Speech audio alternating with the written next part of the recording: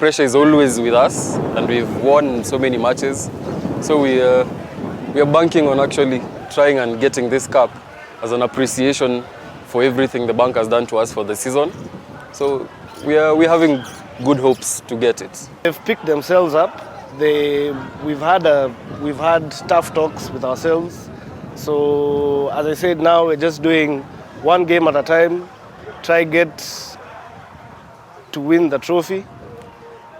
But again, one game first.